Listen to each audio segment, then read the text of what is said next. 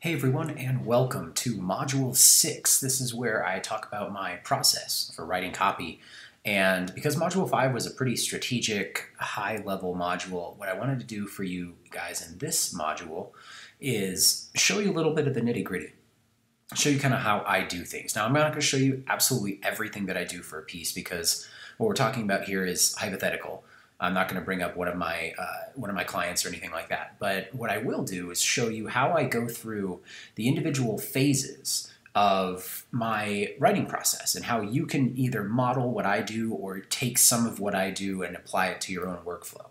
And hopefully this is going to be a good module for you guys, but if you have questions on anything that I do or in more detail, make sure to jump onto the Q&A calls and ask me whatever you need.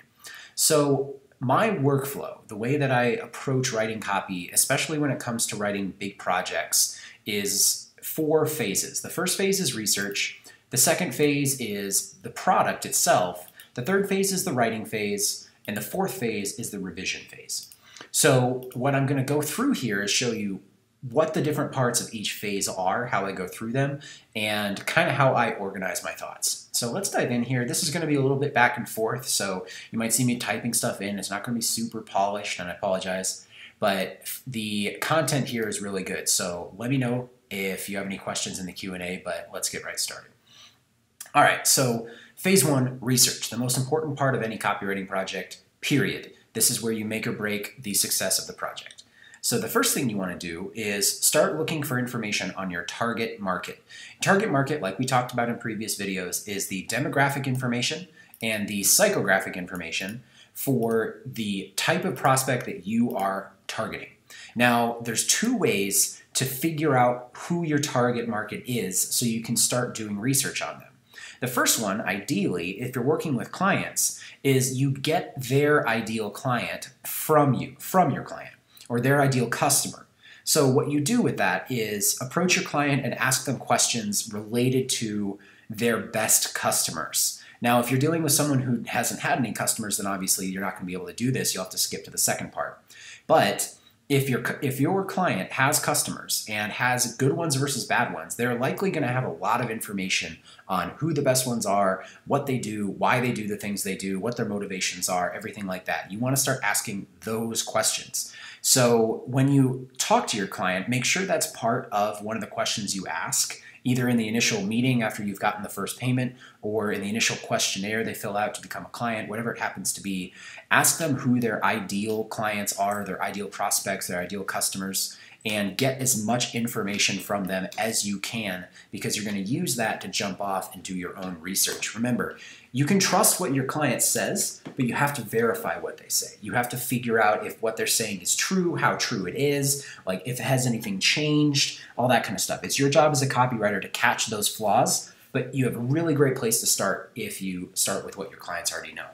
Now, let's assume, for whatever reason, either client doesn't know, he doesn't have any data, or she doesn't have any data, whatever it is, you do not have a way to immediately pick a target market for your product or whatever piece that you're writing. Here's how I would go about finding the right buyer for the piece that you're writing. First things first, you want to figure out what you're actually writing for, whether the product is a physical product. If it's a physical product, what industry is it in? What niche is it in? What type of buyers have bought that product before? Things like that. If it's a information product, same thing. What industry? What niche? Where is it? Like, is it a big physical product? Is it a small physical product? Is it a business-to-consumer facing product? Is it a business-to-business facing product? What is it? Find out what you're trying to sell. That's going to help frame where you look. So, for instance, if you're trying to sell, God forbid, something like a aircraft turbine to aircraft manufacturers or aircraft parts people, then you're probably not going to look at Amazon for any sort of buyer information on that particular piece. Now, model airplanes maybe, but definitely not big B2B parts. So take all of these resources that I talk about in just a second and apply them to whatever type of product that you are trying to find the target market for. The first one is obvious. So we're going to look at Amazon. Now, Amazon they call it the everything store. It's really the everything for consumer store. So we've got different departments here, and I'll zoom in so that you can see them. So we've got the different departments in Amazon, like video, Prime Music, their Android apps, and different types of apps for their Kindle Fire, photos, Kindle type stuff, and then we go into books. Obviously, that's where it started. Movies, music, and games, electronics, home, garden, and tools, beauty and health, toys, clothes, sports, automotive, and then all the way down here to handmade stuff and home services. So here on Amazon, you have a wealth of different types of products that you can start researching for. And as you come over here, you can obviously see the different types, and there's all broken down into categories. So the odds are, if you are selling some sort of consumer product, it's going to be on Amazon, or the competitors for that product are going to be on Amazon. Now, let's just say, let's find something really simple. Let's look at a furniture piece, and we're shopping by room, and I'm just doing this randomly. We're going to shop by bedroom, and we're going to grab some decorative pillows. All right, so we're selling decorative pillows. Now, 555 reviews on this cotton linen square decorative throw. 466 reviews for this American textile zippered body pillow. You can see here that if you are selling, pillows with pictures of dogs on them, perhaps you should go look at this Fantascope dog series cotton pillow and see what people have to say about it. And so let's go down here. Let's see what's going on. Pug. It says things about the pug. It's got a picture of a pug. It's got several images and showing the different sizes, different relative. Oh, and look, they have multiple dogs. So now we're starting to get a feel for the type of product here. Now, who buys it? Let's figure that out. We go down here to reviews. As we scroll down, looks like 96% of people have 5 stars, so that's not a bad pillow. But now we can start looking at, let's look at some 3-star reviews. I got this as a gift. I was thinking it'd be a fully fledged pillow, but it's only a pillowcase, and we had to go find a pillow for it. Oh, interesting. Okay. So now we start looking at the different types of buyers and some of the different problems that they have, some of the questions they might have around things. Let's go to 5-star only, and we're looking for what are these, verified purchases right here. So somebody who bought a pillow, they bought one, they bought a couple, who knows what they did. She loves dogs. She has a very cute pug, obviously. This is a pretty easy one. We go down here, we look for the verified purchase, and we start looking at what these buyers who have given 5 stars to this product think. And now we start to realize, okay, these are buyers for the product I'm trying to promote, and this is what they think. This is who they are. You might be able to click on their profile. Let's see what Crystal says. Okay, Crystal likes pugs, or this is what, a French poodle, French bulldog, something like that. And we're going to look at here. Crystal, she's a homebody. She loves to cook, bake, garden, can, crochet, and many other crafts. She loves to draw and paint. She has 3 little dogs. Do you know a lot about Crystal now? And now you know that she's a buyer of the pillow that you're selling. You know kind of who buys this stuff and what they look like. She lives in Washington, in Bonnie Lake, Washington. She's a shop coordinator. I don't even know what that means. And you can even send her an email, which is super interesting. I can pop up her email right here and send Crystal specifically an email to ask her questions if you want to. That is something I just learned myself. But what we're looking at here is a wealth of buyer information about your product, and it applies everywhere. You want to go to car electronics, you want to figure out stuff, talk about a niche where people buy a lot of stuff, right? Let's look at car audio. Let's look at different pieces for car audio, whatever this crazy contraption owl looking thing is. This is $100, 2,679 customer reviews with 1,000 plus answered questions. You have a wealth of buyer information here, and truly buyer information. All you have to go down here and figure out is, who are the verified purchasers and why did they purchase? And if they are a verified purchaser, why would they give this thing 3 stars? Why would they, okay, this one doesn't say verified purchase, but it has a huge review. What are some of the issues? What do they think is really important? They've included pictures here. So do not underestimate Amazon as a research tool as much as it is a place to go buy stuff. All the information is right here for you guys. And if you're looking for specifically for buyers, for consumer-facing products, Amazon is an absolutely wonderful place to start. And oftentimes, you really don't need to go too much further than Amazon. Now, let's talk about some stuff that maybe Amazon doesn't have in its repertoire. We're talking local businesses, professional services. We're talking about business-to-business stuff, international stuff in a lot of cases. Amazon's still huge all around the world, but in some countries it's not as big as it is in the United States. So let's look at some other options. Let's say you're marketing to a local market, or you're doing some sort of copywriting for a local business. Where do you go to find buyers to understand your target market for the local business? The best place that I can think of to go that already has built-in reviews is Yelp. Obviously, there are other review sites. You can go to other review sites for local businesses and look at what people are saying, but Yelp is the biggest one. So if I want to find, let's talk about bars near Denver, Colorado, and hit search. So let's look for bars. Let's look at what we got here. We've got different types of bars. So if you're marketing for a client who has a really expensive bar, click on this button, see what people are saying about it. 424 reviews, 83 reviews, 208 reviews, 39 reviews, 113 reviews, 349 reviews. These are all buyers. Someone who very, very rarely does somebody not go to a restaurant and then write a review on that restaurant. So you're looking at buyers for these bars. Same thing with, it doesn't have to just be local businesses like bars and restaurants and coffee shops and things like that. You can look at attorneys. You can look at real estate agents. So if I type in attorney near Denver, Colorado, what pops up? We've got ads. Okay, so you know who's advertising. You've got Bowman and Chamberlain, 37 reviews, 15 reviews, 8 reviews, 8 reviews, 5 reviews, 3 reviews, 6 reviews, 5 reviews.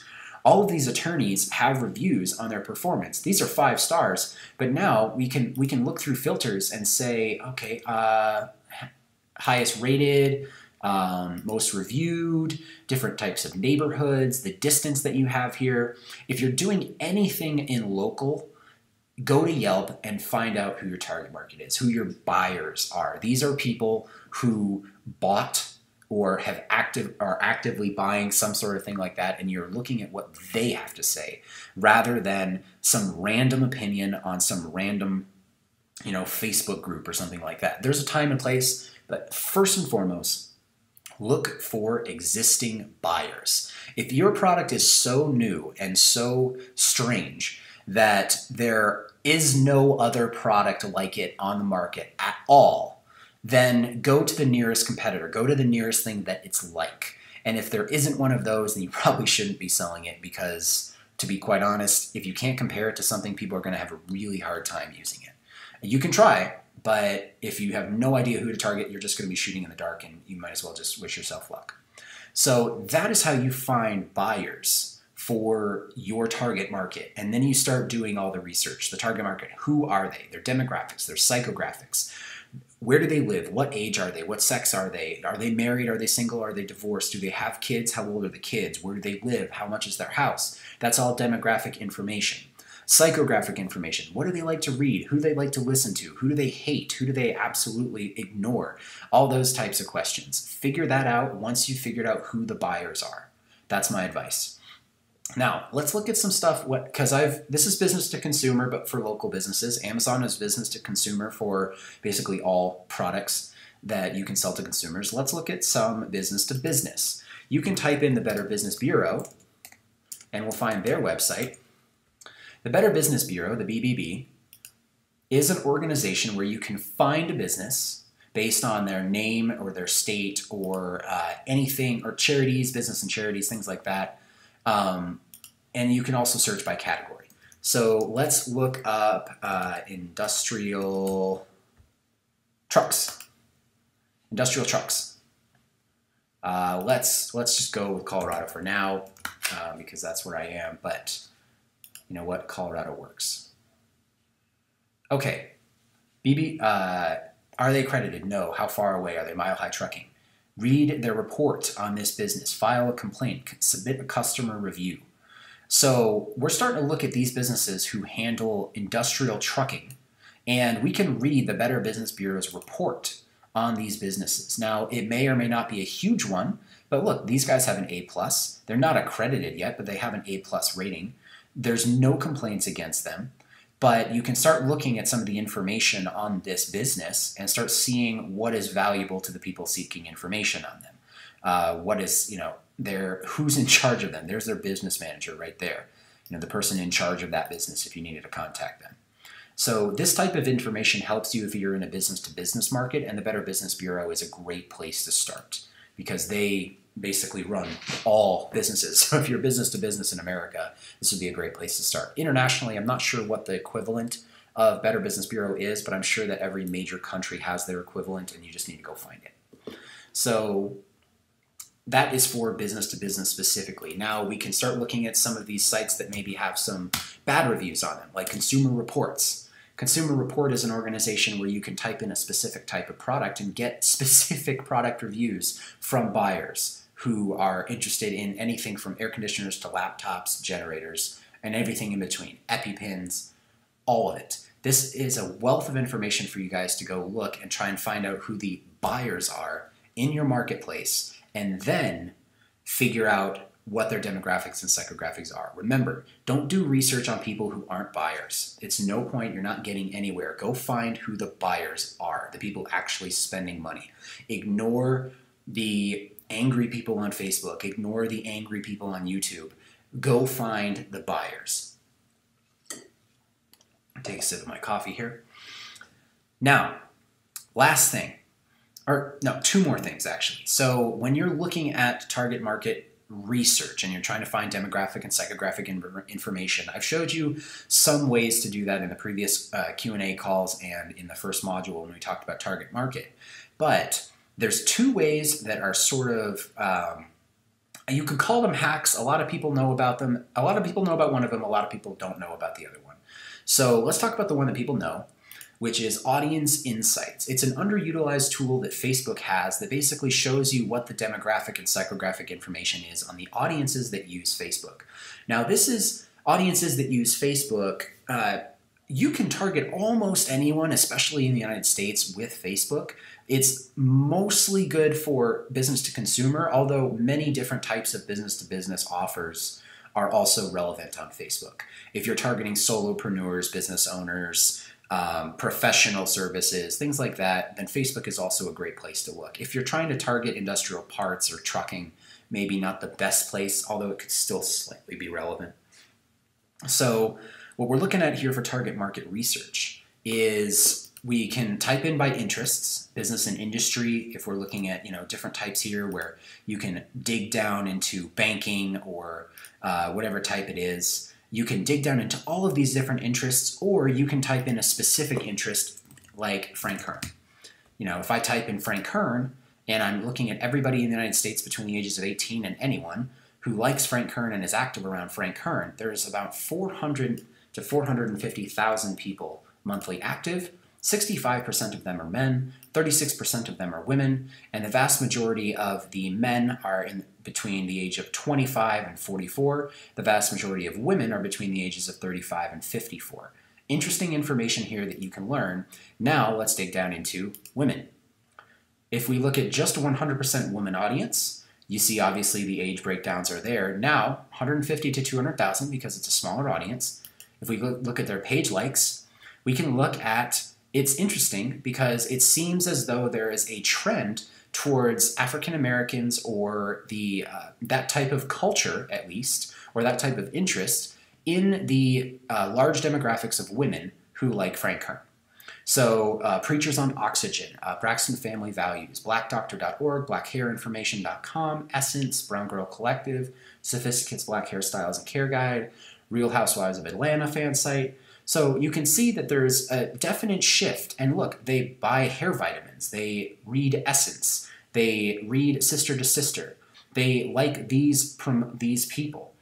That's incredibly important information to realize that if you're trying to target women who like Frank Kern, they most likely have some sort of African American bent to them. Now, you can't search by specific demographics. Like, you can't go down here and only search by African Americans. But you can see that of the 150 to 200,000 monthly active people, this is what they all tend to like. And that's really interesting information for you to gather when you're looking at demographic and psychographic information. Now, I'm sure you guys can see how powerful this can be when you're looking at interests. But like I said before, you want to focus on buyers. You don't want to focus on just anyone. So, how do we find buyers on Facebook? This is something that not a lot of people are super aware of, and you got to keep in mind that Facebook buys a lot of their data from third parties, and so the data might be out of date to a certain extent. You know, they only buy it every quarter or so, or whatever, however often they tend to buy the updated statistics. But you can still go in here and get some really interesting information. So we took away Frank Kern, and we've got 100 to 150 million active women in the United States. Let's go with all 250 million active people, demographics, boom. Now let's go down here, and when you first get here, you're just going to see this Advanced tab. Click on the Advanced tab, go down to Behaviors. Click on Behavior, and start looking at some of the behaviors you can click on. Charitable donations. Are those buyers? Absolutely. All charitable, animal welfare, arts and culture, cancer causes, children's causes, environmental and wildlife, health, political, religious, veterans, world relief. If you want to sell financial advice or like Stansberry research, why not target political behavior? Charitable donations to political parties, specifically Republicans, if you can target them, which I believe you can. I'd have to dig down in here, and that's not the focus of this video. But religious, veterans, world relief, all these different donations, charity is a buyer. They send money. So keep that in mind when you're looking at all this stuff. Consumer classification. In this case, they don't have that much information. They only have what they bought from India, whether or not they have an affinity for mid to high value goods in India. So it's not that valuable with consumer classification, although this could eventually get built out even better, so keep an eye on it. Digital activities. This one's huge. Do they use Facebook payments? That's incredible. Facebook page admins, if you're targeting social media managers, local businesses, things like that. Internet browser used. Primary email domain. Technology late adopters or early adopters. Small business owners. So these are, again, data that they buy, keep in mind, but very, very powerful targeting tools. Now, that's just some of the cool stuff on Facebook when you're doing your research. Let's go down here to purchase behavior. You are looking for buyers. Facebook bought a list of buyers from the biggest data gatherers, the 3 biggest data gatherers in the United States. Go down here, go to business purchases, business marketing or maintenance, repair, and operations. Buyer profiles, green living. This one's not built out, but again, keep an eye on it. Clothing. Men's, seasonal, women's. Men's what? Accessories, business apparel. Okay, great. Health and beauty. Beauty products and accessories. Kids products. Baby toys, children's products. All down the line. Pet. Purchase habits. Are they above average? Yeah, click on that. Absolutely. Let's look at what above average purchase behavior people look like. 15 to 20 million active people, 61% of them are women, and the majority of them are over the age 45. If that doesn't get you excited, then you should check your pulse. Established elite, luxury buyers, summit estate, platinum oldies, corporate cloud. These are people, baby boomers, who are spending the money that they earned during their lives and spending it on themselves. So this is incredible information, especially on Facebook. 76% of them are still married. That's a big deal, okay? 14% of them total have gone to grad school, which is 68% above the normal Facebook numbers. 64% of them have gone to college. They're highly educated. They work in legal, education, science, healthcare, nursing, all that kind of stuff. This is a wealth of information. What pages do they like? Pottery Barn, Pier 1, Loft, Chico's, Shutterfly, Republican stuff. If this isn't getting you guys excited about looking into the demographic and psychographic information on what your market is doing, I don't know what is. So Facebook has a wealth of information for you just sitting there for your research. Use it. You have not just behaviors, but everything around here. Market segments, home, financial, work, education, just use it. Dig in here and play with it, especially on your next project. So that is the Facebook audience insight, and that's the one that most people know about, but not a lot of people spend a lot of time digging around in.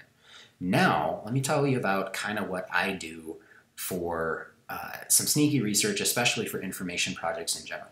Let's say you're doing a product launch or some sort of package for an information marketer, and your information marketer, your client, has competitors.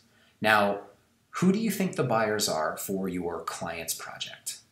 Probably the same people who bought your competitors' products, especially in information. People never just buy one piece of information. So how can you find the best buyer profile for your client by looking at your competitors' stuff? The easiest way to do that is to go find testimonials that are on the competitor's page. Let's go see if we can find one real quick, and if I can't find one quickly, then we won't use it. However, think about that for a second. If you can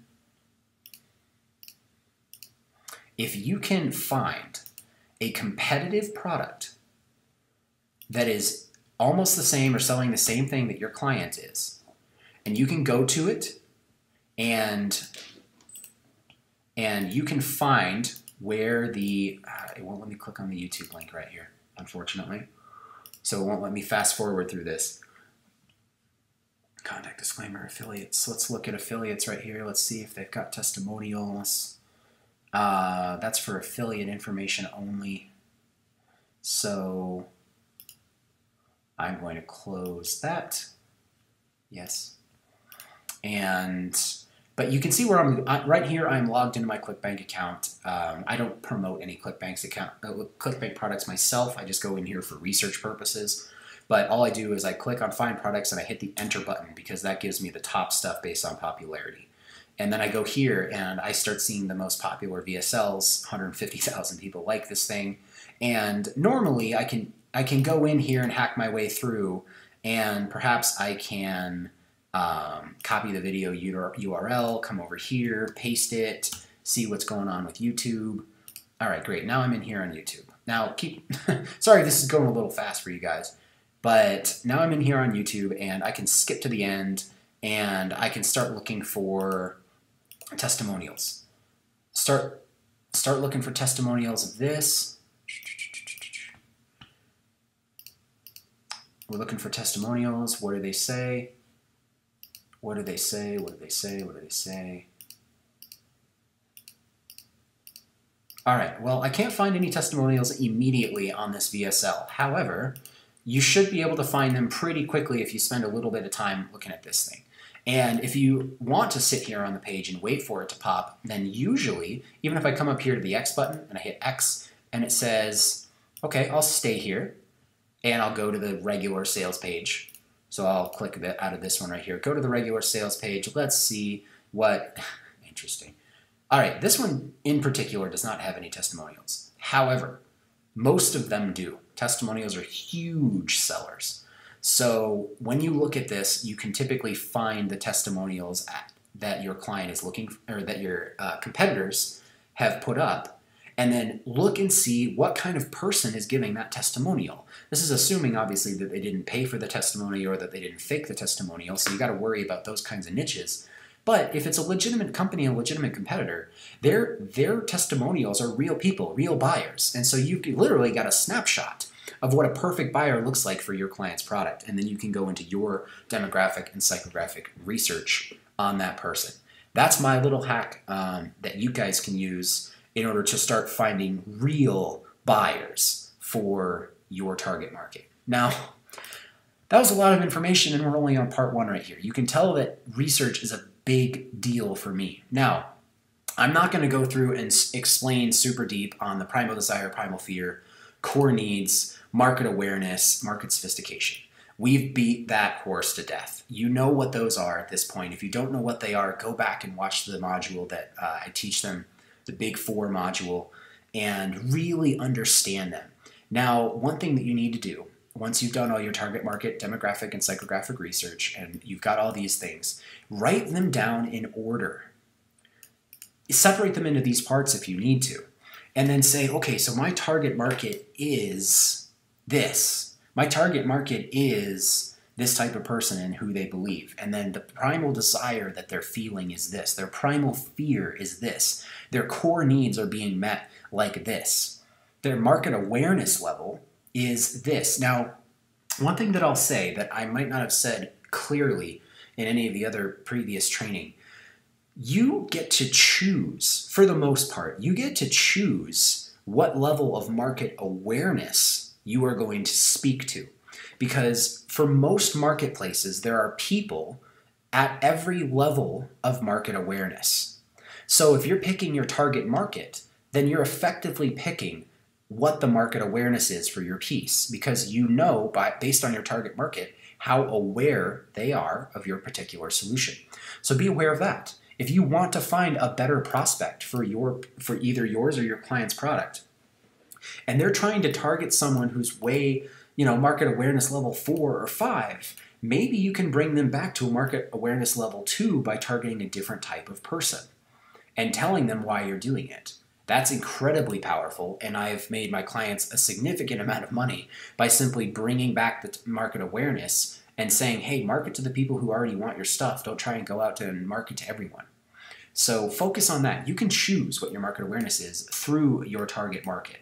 Now, what you can't choose is the market sophistication, and that's why you have to go through and figure out what your competitors are doing, what their headlines look like, how their funnels are working, everything like that.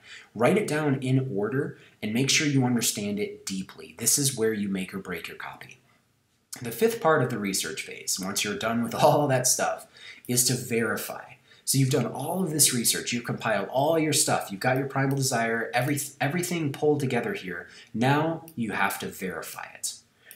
Verifying can be a lot of different things. Either you go talk to your client and verify some of the research that you found with their personal experiences, if they know their market really well. You can interview some of your perfect target market. You can actually talk to the people who you're about to sell to and ask them these questions and see if it matches with what you have here. You can talk to focus groups or look up focus group research. A lot of companies have focus group research just sitting around because they like to talk about it. The research is out there, guys. It's everywhere. External research. You can go and you can find other people's surveys. You can find other people's infographics, other people's research, and look and see if what they have compiled is similar to what you have compiled on your own. The reason I say to do this last is because you don't want to rely on other people's methods before you look at the market yourself. Relying on other people's research before you do the work yourself is a recipe for disaster, because either A, their information is bad and it doesn't work, or B, it's outdated, meaning you have no idea when they actually did it and the market may have moved, or C, it's not specific to your target market. A lot of surveyors look for bigger numbers. They don't look for specific numbers. And so if you're looking at this information and it looks off to you, look and see who they talk to and why, because you might find out that they're not actually talking to your target market. The last one is surveys. If you have the capability of doing this with your clients, definitely do it. Do the survey that we talked about in the Big Four module, the deep dive survey. Try and figure out what their core pains are. The single most important question is what Ryan Levesque calls it, but you can refer to it as basically what their major pain is, what their major pain points are in the language they use to describe it. That deep dive survey is going to help you there. Any sort of survey data you can do on the list is beneficial.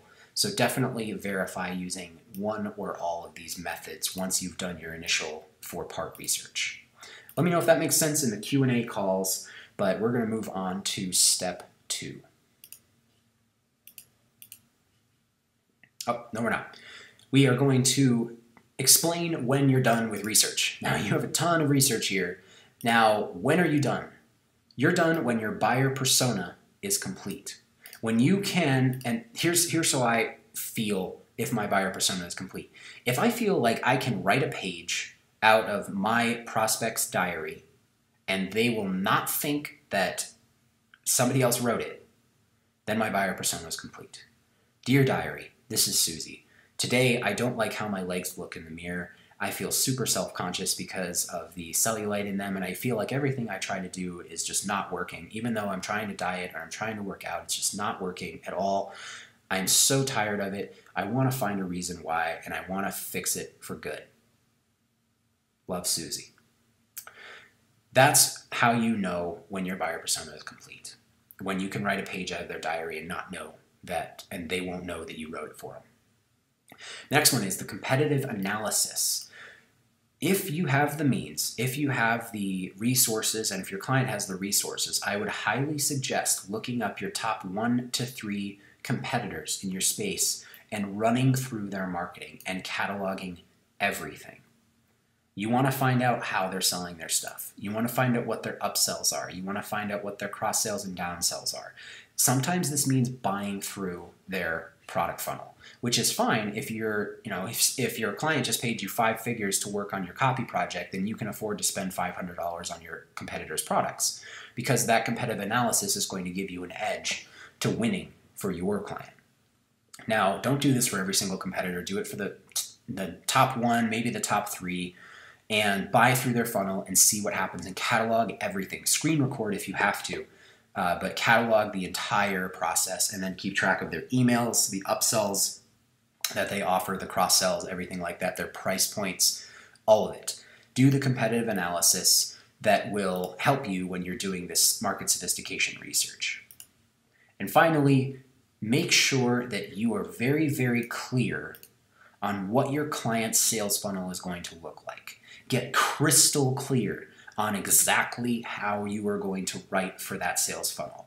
If your client says, I want to do a webinar funnel, then you say, great, how exactly is that going to look? Are you driving traffic from Facebook ads to a landing page for the webinar registration that is going to register them for the webinar, and then you need 3 follow-up emails to remind them about the webinar, and the webinar itself needs to be this, and then after the webinar they're going to a sales page, and that sales page is going to get hit by 3 other emails for the people who didn't attend. Like, get granular, get specific. Because the last thing you want is 2 days before the deadline and your client comes to you and says, oh yeah, so are the webinar slides done?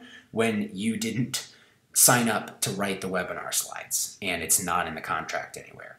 I had that exact same situation happen to me, except it was in the contract that I was not doing the webinar slides. And my client messed up. And he freaked out, and I managed to get an extra $6,000 out of that project because my client realized he had 48 hours to finish the project and he didn't want to do it, so he let me do it. That's the power of understanding what these sales funnels, what the true architecture of the sales funnel is, and that's when you know you're done with the research phase. Let's jump into phase 2, the product. So if you are selling something for a client, then 99% of the time you will have a product that you are going to sell to the marketplace. Now, some clients are going to try to sell something that doesn't exist. If you're a really good copywriter and they have a really good idea of what they want to sell, then this can work, but I wouldn't suggest it when you're starting out, and here's why. The product is going to be your primary and sometimes only source for the vast majority of the actual copy that you're going to write. And here's how you break that down. First one is the initial product scrub. So this is when you have the product and you go through the entire product. Go through it quickly, skip through the videos, try and see what the main points are. If it's a book, go through the book, read the headlines, read the table of contents, read the front and back covers, read some of the chapter headers and the sub-chapter headers, and go through it, skim through it 1 or 2 times, and just so you can understand the gist of the product. That's part 1. If it's a video course, then go through the videos, skip through them, 2x speed, 3x speed, whatever you got to do. Just go through it very, very rapidly and get the main points out of the product so that you understand the full scope of the product that you're dealing with here. If it's a physical product, try to get your client to ship you. Actually, do not accept the project unless they're willing to ship you either the prototype or a physical version of the product itself, because you want to have experience with the thing that you are selling. Now, that's the initial product scrub. Get in there. The next part is the deep dive into the product. Now, this is where you actually go through the entire product yourself using the outline that you built in part 1, and you start writing down everything that you think is interesting or fascinating about that product, or the features that are outlined, or some of the cool things they talk about. And this is the the nitty-gritty. This is hard stuff because you're just going through the product, writing down everything you know, taking notes on the content, taking notes on some of the examples they use, yada, yada, yada. Deep dive into it and take as much information out of that product as you possibly can. That's going to become your features list in part 3 that you then turn into a fascination list of bullets and benefit lists and things like that that you can use in your copy in your videos or even in your ads or your headlines. Once you've gone through the deep dive of the product, you're going to have a list of features in part 3, and you get to start translating that into benefits. The features will translate into benefits, and the benefits will translate into fascinations. The features themselves are exactly what the product is giving you. The benefits are the reasons why those features are awesome. And the fascinations are the intriguing little tidbits that you can describe about the benefit. So how can you tease the promise? Maybe that's the promise itself. Maybe it's a little tease, whatever it looks like. So if a feature is that there is a technique to working out that will help you burn 62% more calories in every workout, that is the feature, right? The technique itself is the feature. The benefit is it will help you burn 62% more calories in each workout. The fascination is you can take that and go, you will lose weight 3 times faster than most workouts. 3 times faster because 62%, whatever, do some math. That's the fascination. This one technique will help you lose weight 3 times faster without working any harder than you are right now. That's a fascination bullet, and it comes from a feature. And the features come from deep diving into the product. Part 4 is when you're mining testimonials, reviews, stories, and results in advance from the product. Most of the time, products will illustrate what they're talking about by giving an example or two. Those are your testimonials. Those are your reviews. Those are the stories you can use in the product itself. And those are things that you can use to demonstrate results in advance, because the person wants to know that what they're buying is going to solve their problem. And so if you can show them that it already solved the same problem, if it can answer an objection that you see coming up, then pull that out of the product, because it will most likely, 8 times out of 10, it will be there. So pull all those out in part 4.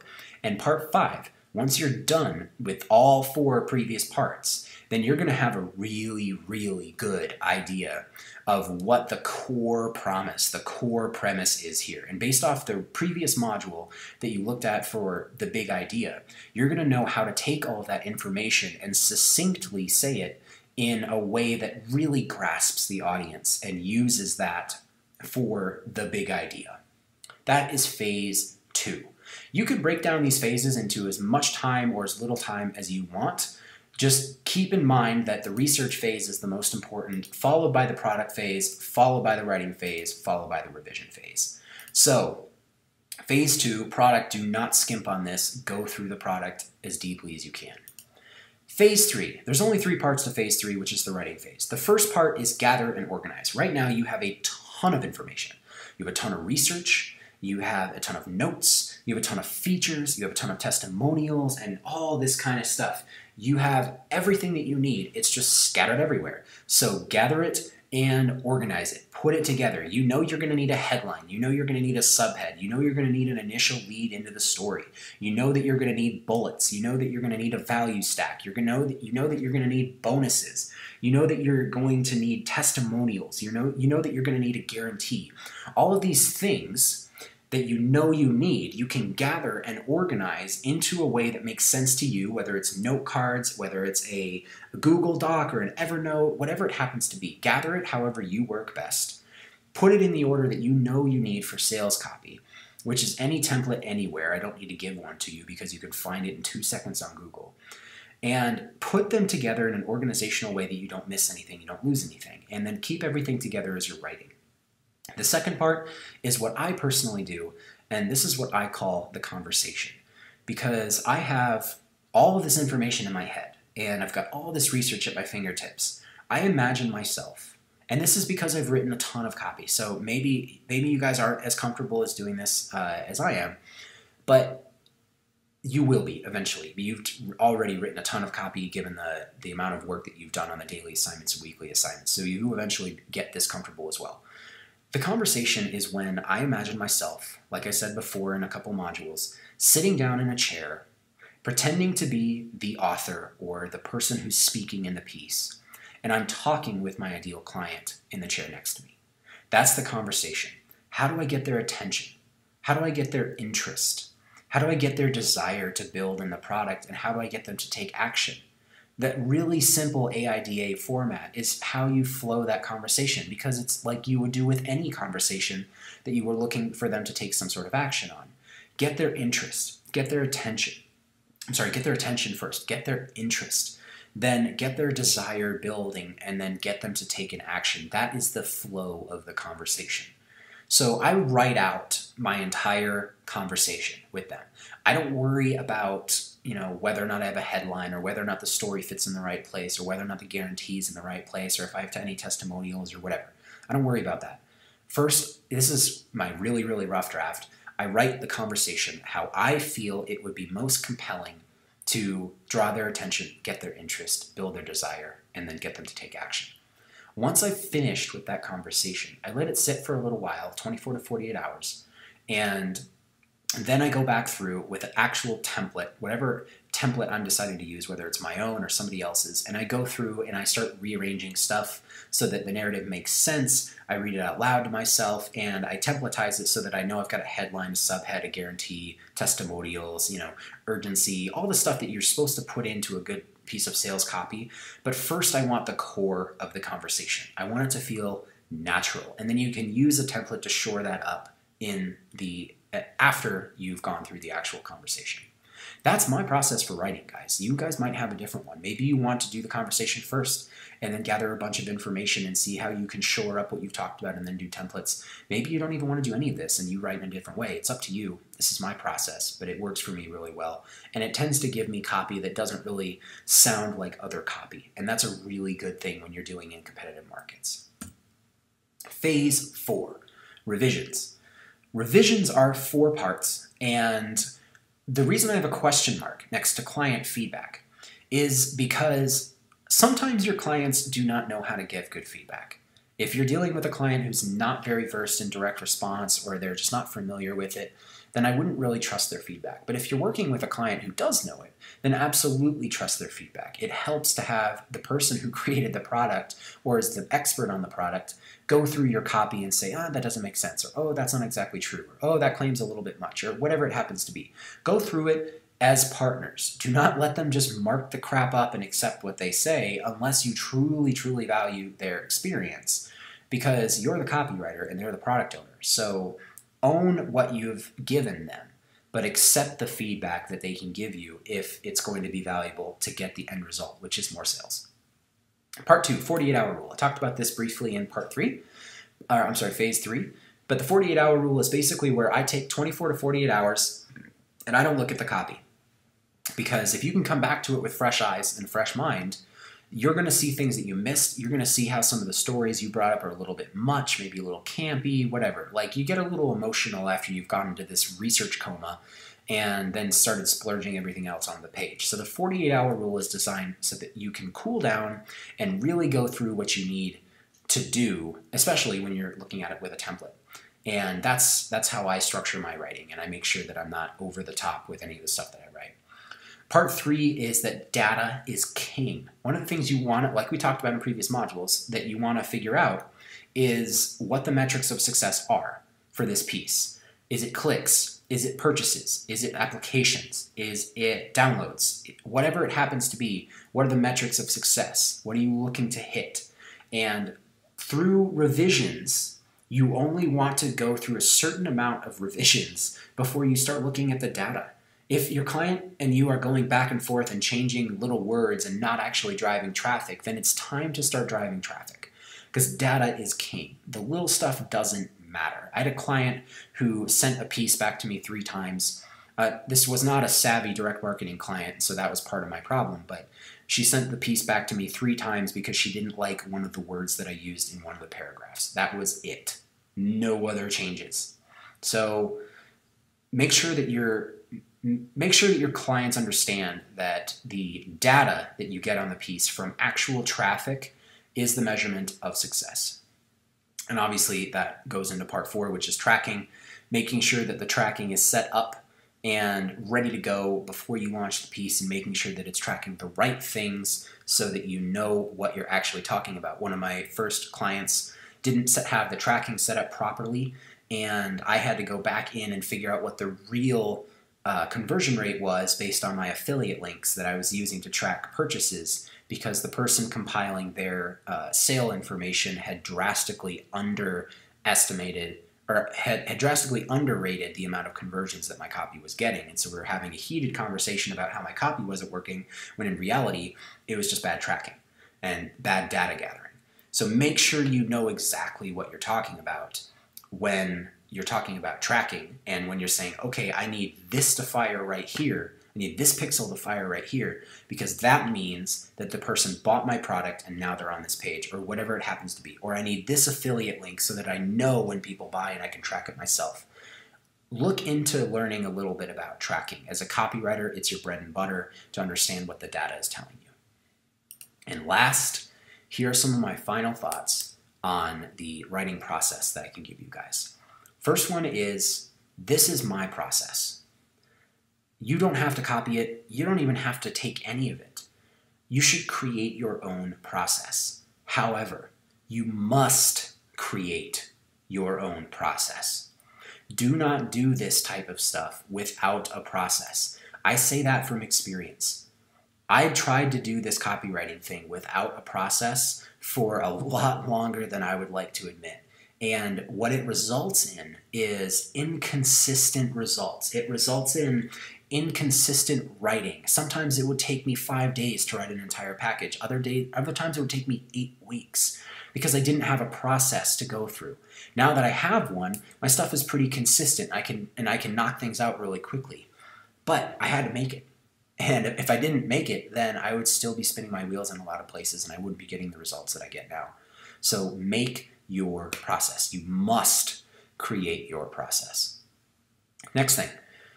So your niche and your specialty in your industry is going to dictate what your process looks like. If you are in the financial niche, then you are going to be very research heavy.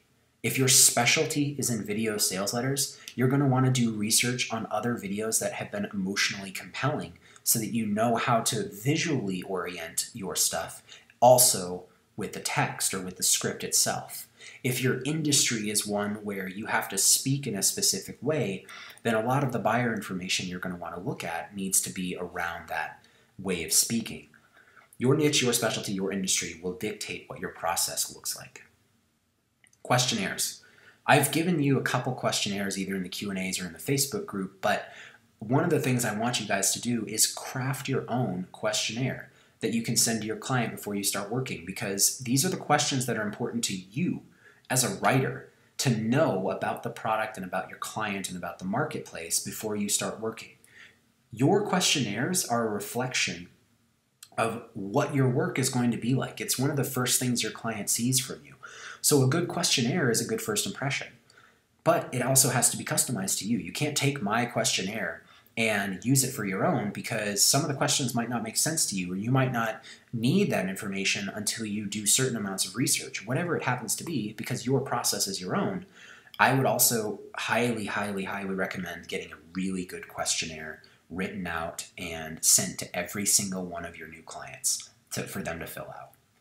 The next part is testimonials and referrals. This is part of the process. Getting a testimonial from your client and getting a referrals or multiple referrals from your client should be built into your process. It should be part of the process. If you deliver the copy, then on the date of delivery, you can ask for a referral based on your project that you work together with. Now, some of them might say, yeah, I'd be happy to give you referrals, but first I want to see how the copy works. You go, okay, great, fine. That's perfectly understandable. I will follow up with you after the day of the launch, or I will follow up with you in a week after we see how it's going. Whatever it happens to be, put it in the process that you're creating. Otherwise, it's not going to get done. Referrals are 100% for you. So they do nothing for your client, which means you have to push for them. Testimonials do nothing for your client. They do everything for you, so you have to push for them. build it into the process, or otherwise you're going to forget about it, and your client sure as shit is not going to give you that, any of them, without asking. Even your best clients will very rarely give you a testimonial unless you specifically ask for one.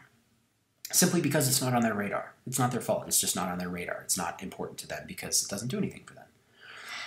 The next thing is, and the reason I bolded it and capitalized it, is because you should never stop improving your process. You're going to learn every day. If you stay a copywriter, if you choose to be a copywriter as your career, or you choose to be a copywriter as your hobby, whatever happens to be, you should never stop improving.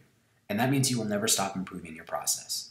I always keep improving my process. It might end up becoming 5 steps. Maybe I'll do more research in here. Maybe I'm going to find new stuff to look at. Maybe even the big 4 might turn into the big 5. Who knows? I'm always going to be improving my process because that makes me a better writer, and it makes me way more valuable as a copywriter. Because if a copywriter is constantly improving their skills, then the client can rest assured that they're going to do the best work possible for their piece.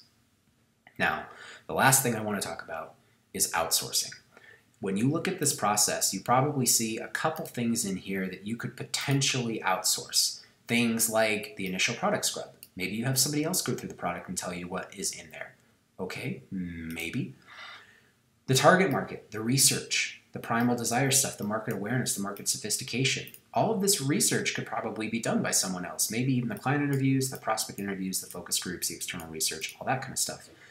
I am not going to tell you not to outsource things. However, I will tell you that each of these pieces builds on itself, and your understanding of each piece and awareness of each piece will dictate how good it is. Which means if you outsource your research and the researcher does 80% of the job that you would normally do for research, they didn't dig too deep into demographics, so they know that Susie is 45 years old and she lives in the Mountain West, but they don't know that Susie is 47 years old with 2 kids living in Colorado. That's the difference. That's the 80%. So if you can find a great researcher who does 110%, does better stuff than you, awesome, great.